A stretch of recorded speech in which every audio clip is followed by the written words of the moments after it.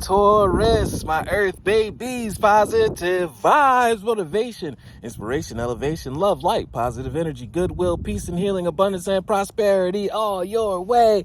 Please like, share, comment, and subscribe to this page. Been a blessing to you. Your word of the day is freedom.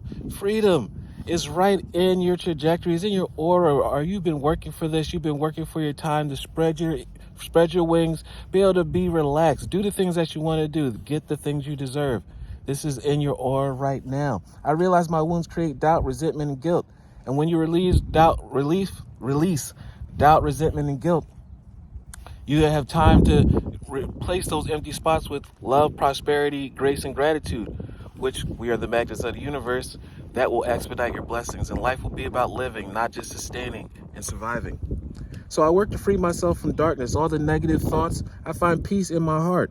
And I discover the being of light within me. By releasing all the darkness, you replace it with the light. And in no time, your life changes, because when you change on the inside, that's when the outside changes. Love one another. Be kind to one another. Love yourself. I love you too.